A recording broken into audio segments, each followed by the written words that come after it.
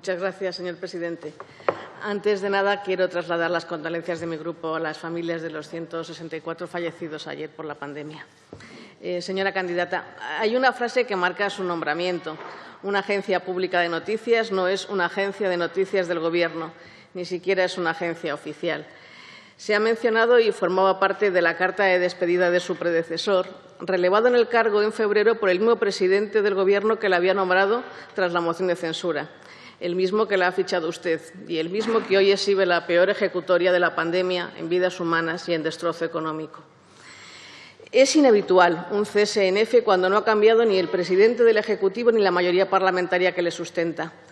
Tan inhabitual que los periodistas de la agencia EFE lo calificaron entonces de destitución sin explicaciones. Hoy, en este Parlamento, es el lugar para facilitar esas explicaciones y a eso le invito. EFE es una prestigiosa agencia de noticias. El Estatuto de Redacción de la agencia afirma que es propiedad de la sociedad en su conjunto. Acaba de cumplir 80 años.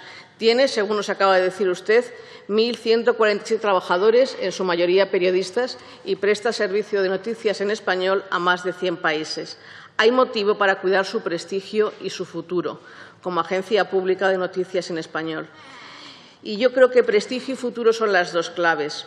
Cuidar el prestigio exige respetar de forma exquisita la neutralidad política. Sí, señorías, la neutralidad política, en especial una agencia de noticias que informa sobre hechos, no sobre opiniones.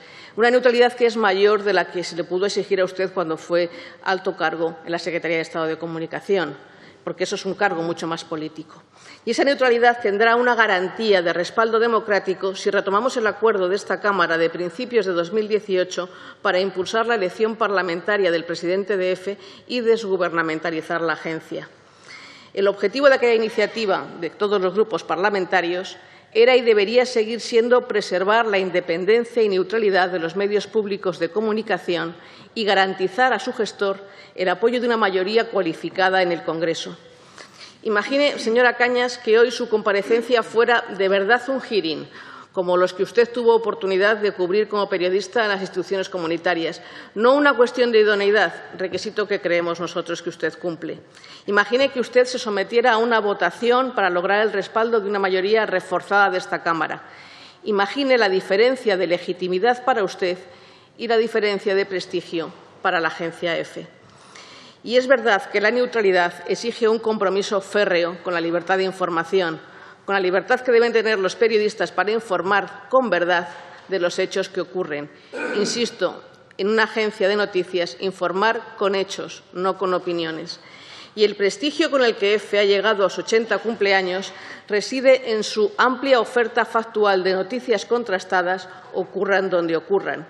Ese ocurran donde ocurran, esa amplísima oferta es la argamasa de EFE, la base de su prestigio y ojalá que también de su futuro. Porque llegar donde no llega nadie encarece mucho el producto, quizá mucho más de lo que el accionista, la SEPI, esté dispuesto a pagar. Ha dicho usted que su propósito es de continuidad, pero ¿puede decirnos cuál fue exactamente el mandato que recibió cuando le ofrecieron el cargo? ¿Fue quizá desarrollar un plan de ajuste de la plantilla? Usted ha dicho que es una plantilla modesta en comparación con otras agencias, pero también que hará todo en colaboración con los sindicatos.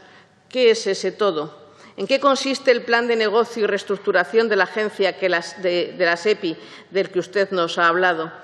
Cuéntenos, por favor, su plan A, incluso sin plan B, además de decir que quiere modernizar la agencia y multiplicar sus contenidos multimedia. Señora Cañas, todos sabemos que el futuro de la agencia depende mucho de una buena gestión y a las dificultades que podía tener su cargo cuando lo aceptó en febrero se suma ahora el coronavirus, con la pésima gestión del Gobierno y con la profunda e inesperada metamorfosis a la que está llevando a nuestra sociedad y a nuestra forma de relacionarnos. El futuro esta vez sí que no es lo que era, ni lo que quisimos, ni para lo que nos habíamos preparado. Es un futuro de incógnitas y de incertidumbre.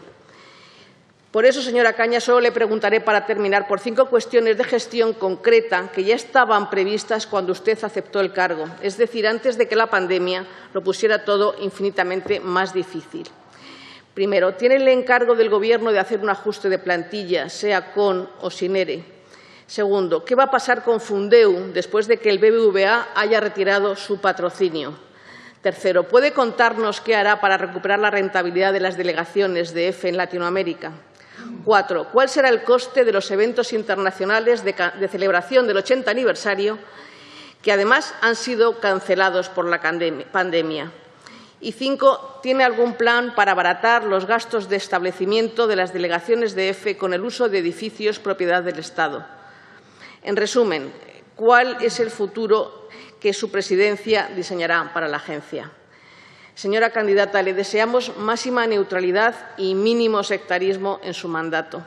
Es su responsabilidad no degradar a EFE a mera agencia de publicidad del sanchismo. Tiene en sus manos la principal agencia de noticias en español del mundo. Cuídela. Mucha suerte y muchas gracias.